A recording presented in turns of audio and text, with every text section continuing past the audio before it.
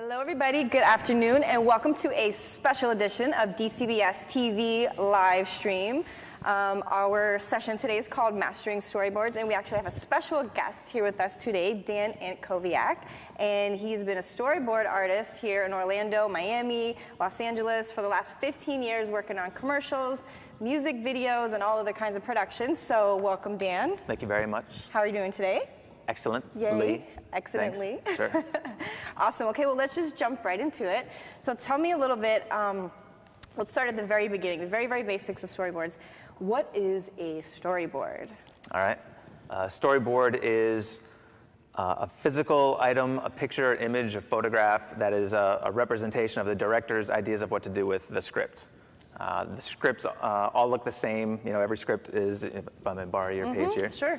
Everything looks just like this when you get it as a story. The question as the director is, what am I going to do with that? How am I going to make my stamp on it, or how am I going to put my vision into it? The way you realize that is through creating images that represent what you want to do with it. So you go through the story and come up with moments and how you'd like to frame them and so on. You use it as a guide for the shooting, and it helps you plan the key things that you have in mind, but it also gives you an editing rhythm of various shots. Very cool. So let me ask, who actually uses these storyboards? Well, the first person is the director, of course, because it's really their interpretation that they're trying to get everybody on board with. And so you'll, as a storyboard artist, sit and work with them specifically to get their specific feedback. And once their description, their concept in their head is put down on paper and it becomes an image that's negotiable that they can look at and say, oh, you know what, now that I see it, instead of that, I want to do some other thing, or let's try this other thing instead of what we have down there.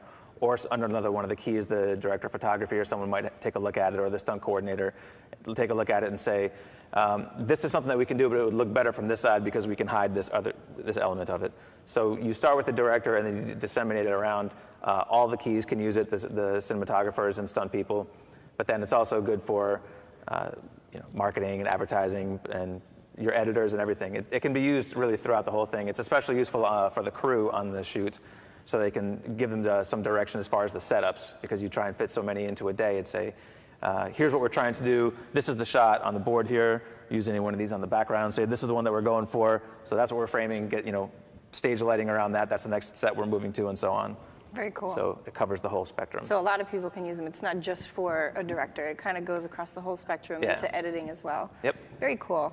So what information would help to create these boards? Like, what would go into it that would actually help them? Okay. The kinds of information that would benefit you to have in the boards is, first of all, knowing what the setting of that scene is, or in general the story. But of this particular scene, for example, you would probably work on action scenes or stunt scenes or visual effects scenes first, because they're the things with the most variables and have the most other groups that they're going to be spread out to. So you would say, well, where are we when this happens? Are we outdoors? Are we indoors? Is it is it confined space or open? You get a sense of what the environment is, and it especially helps if they have an actual location in mind, or that they can refer to and say, it's like this other place. Mm-hmm. We don't have it right here, but it's supposed to look like this other kind of setup. So you get a sense of what the environment is. You want to get an idea of basically how many principal characters are in it and what their general appearance is. And that's really the basic information that you need to start with, because then you can figure out, well, if it's two characters, and there's a lot of people that I talk to and students in class that are not illustrators or not confident illustrators, say, well, I can only draw stick figures or something like that. Now, if you can establish that you have one character is thin and one is big, then you have this character, and they're pretty easy to tell apart. So even at a rudimentary, simple drawing level, you can say, I know who this is and I know who that is, so I'm halfway to figuring out, I know who's on what part of the frame and so on. Very cool. Anything else, any other type of things that go into it, like photos or anything to help it? Or is general, or is more better or less better for boards? More than nothing is better. Okay. So like a lot of times the impulse is to skip the drawing and say, I know what I want to see. Mm-hmm. And that's a dangerous step, because a lot of times as soon as it gets put down so you can see it, you change your mind. Right. And it's common for people to go into editing and look at the stuff that they've shot and go, I wish we had done this differently. Mm-hmm. Well, this gives you a chance to do that ahead of time. Gotcha. So once you get, for example, your environments and your characters and things, you start to add in camera motion, and you want to include arrows to say, like, the two principal kinds of motion that you're going to deal with is is the camera moving, or is something moving within the frame while the camera's stationary? Right. So you want to be able to indicate that kind of thing in the boards and say it would be better for this character to go, come forward to the camera and then go sideways instead of go sideways and then come forward or something. It sounds very simple, but once you get those down and start to see the comparison and how the scene flows and what opportunity, given that shot that I just came up with, what's the next thing, what's the next logical step in that sequence, or where would we frame it from, or what would they want to do, or where do they enter the frame from?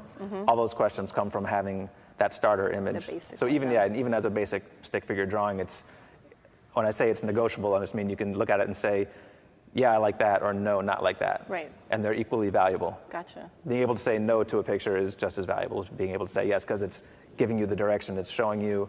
Once you've done that first picture, it gives you a chance to already improve the finished product. Nice. By saying, not like this, do it a different way or a better way. So your finished product is already getting better without you being able to see it, just because you're getting your ideas improved. Very cool. Nice. Okay, so what about, where do you get all the information that goes into a storyboard? Where would you resource or? Well, the first place is scripts. Everything is derived from that.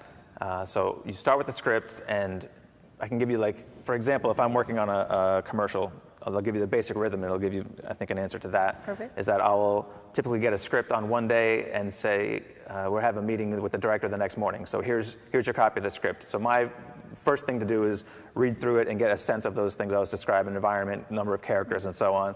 And if there's anything that's described that I'm not quite sure what it looks like, or I want to be able to describe with the director what it looks like, I'll go and find pictures. I'll do, go on Google image search or something and look for diners and get a couple of different kinds of diners if that's the thing. Or they're supposed to be out in the desert. Okay, well, is the desert all flat, or does the desert have a jagged horizon, or does the desert look like this or that? So, what do you mean by the car? What do you mean by it's a living room, okay? So what is that?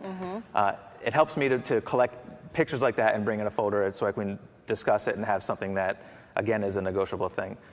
It's better, even still for me, if the director has done things, we call them director boards or thumbnail drawings, where they're just very simple representations of it. And if they can show me their very basic version, it saves me the time in our meeting of coming up with that and then moving on to the next thing. The director's times are generally very limited. They might have like a 90-minute or 2-hour block in the morning to meet with me, but then they've got to take care of all of the other stuff. They've got to go on location scout, and they've got to deal with casting, and they've got to do some other thing. So I get a very limited time to work with them. I have to get as many questions generated and answered as I can while they're sitting there. Right.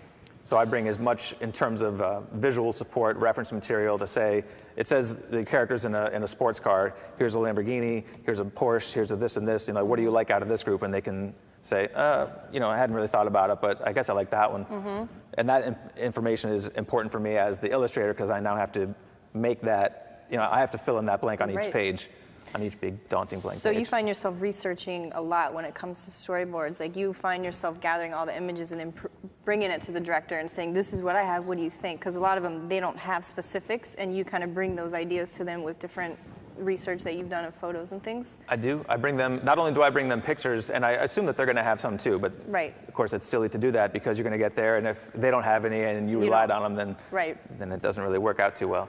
But in addition to bringing them pictures, I will also go through, I always print out the script as soon as I get it, because then as I'm reading along through it, if I can picture the action that's being described, I just make a little simple, just like there's a little stick figure drawing, maybe even a little better, but put them right on the page next to the script, next to the line of the script that it's referring to, so I can have these little sort of bookmarks on the way through. So as we sit down for the first time to discuss it the next morning, I can say, okay, it says this point in the script here, I was imagining something like this, and he can go, no, it's not like that. I have a different idea. Okay. All right, fine.